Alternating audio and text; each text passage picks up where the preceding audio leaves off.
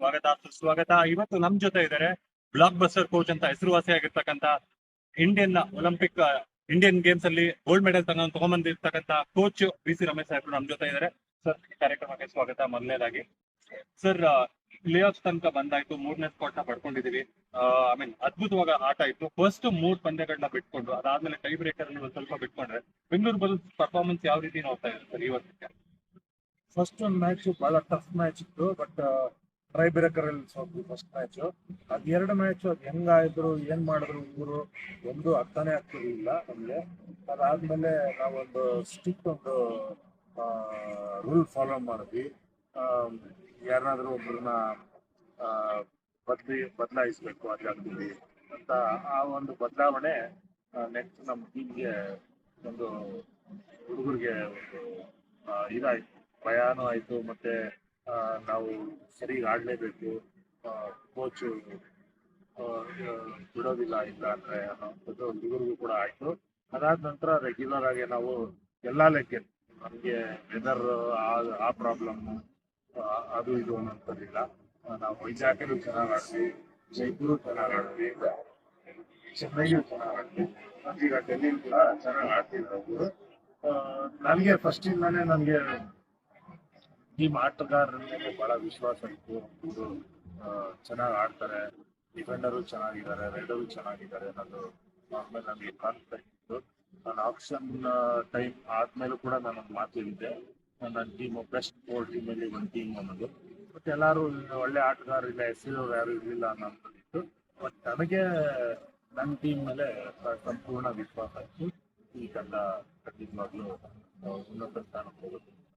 ಖಂಡಿತ. ಯಾಕೆ ಅಂತಂದ್ರೆ ಸೀಸನ್ 6ರಲ್ಲಿ ನಾವೇನ್ ನೋಡಿದ್ವಿ, ಬೆಂಗಳೂರು ಬುಲ್ಸ್ ಫಸ್ಟ್ ಟ್ರೋಫಿನ ಕೈ ಎತ್ಕೊಂಡ್ರು. ಅವಾಗ ನಮ್ಮ BC ರಮೇಶ್ ಸಾಹೇಬ್ರು ಅಸಿಸ್ಟೆಂಟ್ ಕೋಚ್ ಆಗಿ ವರ್ಕ್ ಮಾಡ್ತಾ ಇದ್ರು. ಇನ್ನೊಂದೇನಪ್ಪಾ ಅಂತಂದ್ರೆ ಸರ್ ಹೇಳ್ದಂಗೆನೆ ನಮ್ಮಲ್ಲಿ ಯಾರು ಒಬ್ಬ ಸೂಪರ್ ಸ್ಟಾರ್ ಅಂತ ಯಾರು ಇರ್ಲಿಲ್ಲ. ಸರ್, ನೀವು ಹೆಂಗೆ ಐಡೆಂಟಿಫೈ ಮಾಡ್ತೀರಾ ಸರ್? ಆಪ್ಷನ್ ಟೇಬಲ್ ಮೇಲೆ ಕುತ್ಕೊಂಡ್ರೆ ಏನ್ ಸ್ಕಿಲ್ ನ ನೋಡ್ತೀರಾ? ಇವಾಗ ಡಿಫೆಂಡರ್ ದೀಪಕ್ ಶಂಕರ್ ಯುವ ಕಬಡ್ಡಿಯಲ್ಲಿ ಚೆನ್ನಾಗಿ ಪರ್ಫಾರ್ಮ್ ಮಾಡಿದ್ದಾನೆ. Almost average tackle points 3.2 per match ಇದೆ. ಅಂತ ವ್ಯಕ್ತಿನ ನಮ್ಮ ಬೆಂಗಳೂರು ಬುಲ್ಸ್ ನ ನೀವು ಐಡೆಂಟಿಫೈ ಮಾಡಿದ್ರೆ ಏನ್ ನೋಡ್ತೀರಾ ಸರ್ ಒಬ್ಬ ಹುಡುಗನಲ್ಲಿ? ಸರ್, ಮೊದಲಾಗಿ ನಾನು ಬೆಂಗಳೂರು ಬುಲ್ಸ್ ಸೀಸನ್ 6 ನಲ್ಲಿ ಅಸಿಸ್ಟೆಂಟ್ ಕೋಚ್ ಅಲ್ಲ, ನಾನು ಕೂಡ ಅಗ್ರಿಮೆಂಟ್ ಪ್ರಕಾರ ನಾನು ಕೂಡ ಹೆಡ್ ಕೋಚ್. ಬಟ್ ಒಬ್ರು ಹಾಟ್ಸ್ಪಾಟ್ ಕೂರೋದ್ರಿಂದ ಹಾಟ್ ಚೇರ್ ಕೂತ್ಕೊಳ್ಳೋದ್ರಿಂದ ಒಬ್ರು ಕೂರ್ಬೇಕಾಯ್ತು. ಅವ್ರು ಇಲ್ಲಿಂದ ಇದ್ರಲ್ಲ ಅಂತ ಅವ್ರು ಕೂರ್ತಾ ಇದ್ರು. ಬಟ್ ನಾನು ಪಕ್ಕದಲ್ಲಿ ಕೂತಿದ್ರು. ನಂದು ಕೋಚಿಂಗ್ ಕ್ಯಾಂಪ್ಗಳಲ್ಲಿ 2 ತಿಂಗಳು ಕ್ಯಾಂಪ್ ಮಾಡಿದ್ವಿ. ಸಂಪೂರ್ಣ ಜವಾಬ್ದಾರಿನ ನಾನು 2 ತಿಂಗಳು ನಾನು ಮಾಡಿದ್ದೆ ಸೀಸನ್ 6 ಅಲ್ಲಿ. ಇದ್ರ ಮೇಲೆ ನನ್ಗೆ ವಿಶ್ವಾಸ ಆಯ್ತು, ಈ ತಂಡ ಒಂದು ಒಳ್ಳೆ ಸಾಧನೆ ಮಾಡುತ್ತೆ ಅಂತ. ಸೀಸನ್ 6 ಅಲ್ಲಿ ಚಾಂಪಿಯನ್ ಮಾಡಿದ್ರು. ಪವನ್ ಕುಮಾರ್ ಶೇರಾವತಿ ಇದ್ರು, ಅವ್ರ ಜೊತೆನಲ್ಲಿ ಕಾಶಿಲಿಂಗಾರ್ಕೆ, ರೋಹಿತ್ ಕುಮಾರ್ ಇದ್ರು.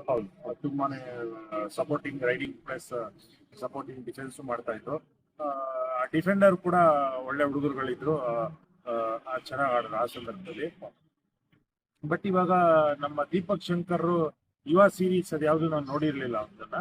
ನಾನು ಅವ್ರು ನೋಡಿದ್ದು ಸೀನಿಯರ್ ನ್ಯಾಷನಲ್ಸ್ ಅಲ್ಲಿ ತಮಿಳುನಾಡಿಂದ ರೆಪ್ರೆಸೆಂಟೇಷನ್ ಮಾಡಿದ್ರು ಅವ್ರ ಸ್ಟೇಟ್ಗೆ. ಅಲ್ಲಿ ನಾನು ಅವ್ರನ್ನ ನೋಡಿದ್ದೆ, ಗೇಮು ಪರವಾಗಿರ್ಲಿಲ್ಲ. ಬಟ್ ಇನ್ನೂ ಸ್ವಲ್ಪ ಹೇಳ್ಕೊಡ್ಬೇಕು ಅಂತ ಅನ್ಸ್ತು. ಬಟ್ ಈ ಹುಡುಗನ ಕೆಲಸ ಮಾಡ್ಬೋದು ಅಂತ ಕೂಡ ನನ್ಗೆ ಅನ್ಸಿತ್ತು. ಆಲಿ ರಜಾಕ್ ಕೂಡ ನಾನು ಹಿಂದೆ ಸೀಸನ್ ಅಲ್ಲಿ ಅವ್ರು ಮುಂಬಾ ಆಲಿ ರಜಾ ಗೇಮ್ ಕೂಡ ನಾನು ನೋಡಿದ್ದೆ. ಆಲಿ ರಜಾನು ಒಂದು ಒಳ್ಳೆ ರೈಡಿಂಗ್ ಸ್ಟೈಲ್ ಇದೆ. ಒಂದು ಅವಕಾಶ ಕೊಟ್ಟು ನೋಡುವ, ಚೆನ್ನಾಗಿ ಆಡ್ಬೋದು, ಇವನು ಸ್ವಲ್ಪ ಹೇಳ್ಕೊಟ್ರೆ ಇನ್ನೂ ಚೆನ್ನಾಗಿ ಆಡ್ತಾನೆ ಅನ್ನೋದೊಂದು ನನಗೆ ಮೇಲೆ ಏನೋ ನಂಬಿಕೆ ಇತ್ತು. ನಾನು ನಂದು ಹಳೆ ಇಂಟರ್ವ್ಯೂಗಳಲ್ಲಿ ಬೇಕಾದ್ರೆ ನೋಡಿ, ಇರಾನ್ ಒಬ್ಬ ಪ್ಲೇಯರ್ ಯಾರಾದ್ರೂ ಚೆನ್ನಾಗಿ ಆಡ್ತಾರೆ ಇಬ್ಬರಲ್ಲಿ ಅಂತ. ನಾನು ಅಲಿ ಸಮಾಧಿಗೂ ನಾನು ಪ್ಲಾನ್ ಮಾಡಿದ್ದೆ ತಗೊಳ್ಳಿಕ್ಕೆ. ಯಾರೋ ಇಂಜುರಿ, ಅವನು ಸ್ವಲ್ಪ ನೀ ಇಂಜುರಿ ಇದೆ ಅಂತಂದ್ರು. ಅದನ್ನ ಅವನ್ನ ಕೈ ಬಿಟ್ಟು ಇನ್ನೊಬ್ರು ತಗೊಂಡಿದ್ದು. ಇಲ್ಲಾಂದ್ರೆ ಅಲಿ ಸಮಾಧಿ ನಮ್ಮ ಟೀಮ್ ಮೇಲೆ ಇರ್ತಾ ಇದ್ರು. ಈಗ ನೋಡಿ, ಅವ್ರು ಯಾರು ಇದ್ರು ಇಲ್ಲದೆ ಇದ್ರು ಕೂಡ ಆಲಿ ರಜಾನ್ ಯಾರು ಕೂಡ ಈ ಲೆವೆಲ್ಗೆ ಆಡ್ತಾರೆ ಅಂತ ಅನ್ಕೊಂಡಿರ್ಲಿಲ್ಲ. ಖಂಡಿತ ಆಲಿ ರಜಾ ಇವತ್ತಿನ ದಿನ ಬೆಂಗಳೂರು ಬುಲ್ ಇಷ್ಟು ಒಂದು ಉನ್ನತ ಸಾಧನೆ ಮಾಡಬೇಕಾದ್ರೆ ಆಲಿ ರಜಾ, ದೀಪಕ್ ಶಂಕರ್ ಅವರ ಕೊಡುಗೆ ಮತ್ತೆ ಪ್ರಯತ್ನಗಳು ತುಂಬಾ ಇದೆ. ಖಂಡಿತ. ಅಲಿ ರಜಾ ಆಲ್ಮೋಸ್ಟ್ 170 ಪಾಯಿಂಟ್ಸ್ ತಗೊಂಡು ರೈಡಿಂಗ್ ಡಿಪಾರ್ಟ್ಮೆಂಟ್ ನ ಬೆಂಗಳೂರು ಬುಲ್ಸ್ ಬೆನ್ನೆಲುಬಾಗಿ ನಿಂತ್ಕೊಂಡಿರ್ತಕ್ಕಂಥದ್ದು ಅಲಿ ರಜಾ. ಇದರಲ್ಲಿ ಯಾವುದೇ ಎರಡನೇ ಮಾತಿಲ್ಲ. ಮತ್ತೆ ನಾನು ಕೇಳೋದೇನಂದ್ರೆ ಸರ್, ಈಗ ನೆಕ್ಸ್ಟ್ ಪ್ಲೇ ಆಫ್ ಹೋಗ್ಬೇಕು ಅಂತಂದ್ರೆ, ಫೈನಲ್ ತನಕ ತಲುಪಬೇಕು ಅಂತಂದ್ರೆ ನಮ್ಗೆ 2 ಆಪ್ಷನ್ ಸಿಗುತ್ತೆ ಮ್ಯಾಕ್ಸಿಮಮ್. 4 ಆಪ್ಷನ್ ಸಿಗುತ್ತೆ, 3 ಮತ್ತು 4ನೇ ಸ್ಥಾನದಲ್ಲಿ. ಯಾವ ರೀತಿ ಸ್ಟ್ರಾಟಜಿ ಮಾಡ್ಕೊಂಡು ಹೋಗ್ತಾ ಇದೆ ಸರ್? ಬಿಕಾಸ್ ತೆಲುಗು ಟೈಟನ್ಸ್ ನಾವು ಆಲ್ರೆಡಿ ಆಡಿದೀವಿ, ಎಕ್ಸ್ಪೀರಿಯನ್ಸ್ ಇದೆ. ಸೊ ಸ್ಟ್ರಾಟಜಿ ಹೆಂಗಿರುತ್ತೆ ಸರ್? ಏನ್ ಸ್ಟ್ರಾಟಜಿ ಅಂದ್ರೆ ನಮ್ದು ಮೇನ್ ಏನಂದ್ರೆ ಯಾವ್ದು ಸಿಕ್ಕತ್ತೆ ಅವ್ರನ್ನ ಸೋಲ್ಸಿ ಹೋಗ್ತಾ ಇಲ್ಲ ಅಷ್ಟೇ. ಸೆಕೆಂಡ್ ಆಪ್ಷನ್ ನಾವು ನೋಡಂಗಿಲ್ಲ.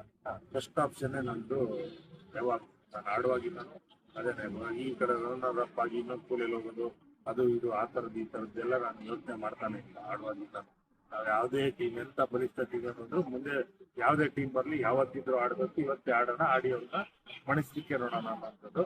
ಇವತ್ತು ತೆಲುಗು ಟೈಟನ್ಸ್ ಇರ್ತಾ ಇದೆ, ಇಲ್ಲಿ ತೊಂದರೆ ಇಲ್ಲ, ಅವರು ಒಳ್ಳೆ ಆಟಗಾರರಿದ್ದಾರೆ, ಕೋಚು ಇದ್ದಾರೆ, ಎಲ್ಲ ಇದ್ದಾರೆ. ನಮ್ದೇನಂದ್ರೆ ನಾವು ಗೆಲ್ಬೇಕು, ನಾವು ಗೆಲ್ಲಲಿಕ್ಕೆ ಯಾವ್ಯಾವ ಥರದ ತಂತ್ರಗಾರಿಕೆ ಏನಿಬೇಕು ಅದನ್ನ ಹೆಣೆದು ಅವ್ರಿಂದ ನಾವು ಖಂಡಿತ ಗೆಲ್ಲಲಿಕ್ಕೆ ಎಲ್ಲ ಸಂಪೂರ್ಣ ಪ್ರಯತ್ನವನ್ನ ಮಾಡ್ತೀವಿ. ಅದು ಗೆದ್ದಲ್ಲಿ ನಾವು ಡೈರೆಕ್ಟ್ ಹೋಗುವಂತ ಸಾಧ್ಯತೆಗಳು ಜಾಸ್ತಿ. Correct sir. ಆಮೇಲೆ ಒಂದು ಕೋಚಿಂಗ್ ಸ್ಟೈಲ್ ಅಂತ ಬಂದು ಮಾತಾಡ್ಬೇಕಾದ್ರೆ ಸರ್, ದೀಪಕ್ ಸಿಂಗ್ ಹತ್ರ ತಮಿಳಲ್ಲಿ ಮಾತಾಡ್ತೀರಾ, ನಮ್ ಸತ್ಯಪ್ಪ ಮೇಟಿ ಅವ್ರ ಹತ್ರ ಕವರ್ ರೈಟ್ ಕವರ್ ಆಗಿ ಕನ್ನಡದಲ್ಲಿ ಮಾತಾಡ್ತೀರಾ. ಹಿಂಗೆ ಲೈಕ್ ಪ್ಲೇಯರ್ಸ್ ಜೊತೆ ತುಂಬಾ ಒಡನಾಟ ಜಾಸ್ತಿ ಆಗುತ್ತಲ್ಲ ಸರ್ ನಮ್ಮ ಭಾಷೆಯಲ್ಲಿ ಮಾತಾಡಿದಾಗ ಅಂತ. ಅದ್ರ ಬಗ್ಗೆ ನೀವೇನ್ ಹೇಳ್ತೀರಾ? ಬಿಕಾಸ್ ನಾವು ಬೆಂಗಳೂರು ನಗರದಲ್ಲಿ ಹುಟ್ಟಿರೋದ್ರಿಂದ ತಮಿಳ್ ಹುಡುಗರು ಇದ್ದಾರೆ, ಫ್ರೆಂಡ್ಸ್ಗಳು, ತಮಿಳಲ್ಲಿ ಮಾತಾಡ್ತೀವಿ. ಮತ್ತೆ ಹಿಂದಿ ಹುಡುಗರು ಇದ್ರೆ ಹಿಂದಿಯಲ್ಲಿ ಮಾತಾಡ್ತೀವಿ, ಕನ್ನಡದವ್ರು ಇದ್ರೆ ಕನ್ನಡದಲ್ಲಿ ಮಾತಾಡ್ತೀವಿ. ಈ ತರ ಎಲ್ಲ ಮಾತಾಡ್ಕೊಂಡು ನಾವು ಸಣ್ಣದಿಂದಾನು ಬೆಳೆದಿರೋದು. ಅದರಿಂದಾನೇ ನಮ್ಗೆ ಏನಂದ್ರೆ ಎಲ್ಲಾ ತರ ಹುಡುಗರ್ನು ಹ್ಯಾಂಡಲ್ ಮಾಡ್ಬೇಕಾಗತ್ತೆ. ಬರೀ ಹಿಂದಿನಲ್ಲೇ ಎಲ್ಲಾನು ಮ್ಯಾನೇಜ್ ಮಾಡ್ತೀವಿ, ಇಲ್ಲ ಇಂಗ್ಲೀಷಲ್ಲೇ ಮಾಡ್ತೀವಿ ಅಂದ್ರೆ ಆಗೋದಿಲ್ಲ. ನಮ್ಮ ಕಬಡ್ಡಿ ಪ್ಲೇಯರ್ಸ್ಗೆ ಆಲ್ಮೋಸ್ಟ್ ಇಂಗ್ಲೀಷ್ ಅಷ್ಟು ಗೊತ್ತಿರೋದಿಲ್ಲ, ಹಿಂದಿನೂ ಕೂಡ ಅಷ್ಟು ಗೊತ್ತಿರೋದಿಲ್ಲ. ಅವರ ನೇಟಿವ್ ಲ್ಯಾಂಗ್ವೇಜ್ ಮೇಲೆ ಅವ್ರಿಗೆ ಬಹಳ ಅಭಿಮಾನ ಇರುತ್ತೆ. ಅದರಿಂದ ಅವ್ರವ್ರ ಎಲ್ಲಿ ಯಾವ ಭಾಷೆನಲ್ಲಿ ಅವ್ರ ಅಭಿಮಾನ ಇದೆ ಆ ಭಾಷೆನಲ್ಲಿ ಅವ್ರಿಗೆ ಮಾತಾಡಿ ಅವ್ರಿಗೆ ನಾವು ಸಪೋರ್ಟ್ ಮಾಡ್ಕೊಂಡು ಖಂಡಿತ ಹುಡುಗರು ಎದುರುವಂತ ಹುಡುಗರು ಕೂಡ ಇದರ ಧೈರ್ಯವಾಗಿ ಆಡ್ಲಿಕ್ಕೆ ಪ್ರಯತ್ನ ಮಾಡ್ತಾರೆ. ಇದೊಂದು ನಮ್ಗೆ ಇಷ್ಟ ಆದಂಥದ್ದು. ಭಾಷಾ ಅಭಿಮಾನ ಜೊತೆ ನಮ್ಮ ಬೆಂಗಳೂರು ಬುಲ್ಸ್ ಅಭಿಮಾನಿಗಳಿಗೆ ಸರ್ ಏನಾದ್ರು ಮೆಸೇಜ್ ಕೊಡೋದಕ್ಕೆ ಇಷ್ಟಪಡ್ತೀರಾ? ಬೆಂಗಳೂರು ಬುಲ್ಸ್ ಅಭಿಮಾನಿಗಳೇ, ನೀವು ಖಂಡಿತ ನೀವು ತುಂಬಾ ಸೀಸನ್ ಇಂದ ಬೆಂಗಳೂರು ಬುಲ್ಸ್ ಫಾಲೋ ಮಾಡ್ಕೊಂಡ್ ಬರ್ತಿದ್ದೀರಾ, ಪ್ರೋತ್ಸಾಹ ಮಾಡ್ತಿದ್ದೀರಾ, ಹುಡುಗರಿಗೆ ಸಪೋರ್ಟ್ ಮಾಡ್ತಾನೆ ಬರ್ತಾ ಇದ್ದೀರಾ. ಈ ಸಲ ಕಪ್ ನಮ್ದೇ ಅಂತ ಸೀಸನ್ 6 ಅಲ್ಲೂ ಕಪ್ ನಮ್ದಾಗಿತ್ತು. ಈ ಸಲನು ನಾವು ಮಾಡಿರೋ ಟೀಮು ನಮ್ಮ ಆಟಗಾರರು ಏನು 1 to 7 ಇದ್ದಾರೆ, 7, 8, 9 ಮೆಂಬರ್ಸ್ ವರ್ಗು ಬ್ಯೂಟಿಫುಲ್ ಇದ್ದಾರೆ. ಅವರು ಅವ್ರದ್ದೇ ಟ್ಯಾಲೆಂಟ್ ಅನ್ನ ಅವ್ರು ಉಪಯೋಗಿಸಿ ಗೆಲ್ಲೇಬೇಕು ಅನ್ನೋ ರೀತಿಯಲ್ಲಿ ಆಡಿದ್ರೆ ಖಂಡಿತ ಈ ಟೀಮು ಯಾವ ಟೀಮ್ ಬಂದ್ರು ಮುಂದೆ ಬಿಡುತ್ತಾ ಸೋಲ್ಸಿ ಖಂಡಿತ ಟ್ರೋಫಿ ತಂದು ನಿಮ್ಗೆ ಮುಂದೆ ನಿಮ್ಮ ಖುಷಿಗೆ ನಿಮ್ಮ ನೀವೇನು ಬೆಂಗಳೂರು ಬುಲ್ನ ಇಷ್ಟಪಟ್ಟು ಅವ್ರಿಗೆ ಪ್ರೋತ್ಸಾಹ ಮಾಡ್ತಿದ್ರ ಅದಕ್ಕೆ ಭಂಗ ಆಗೋದಿಲ್ಲ.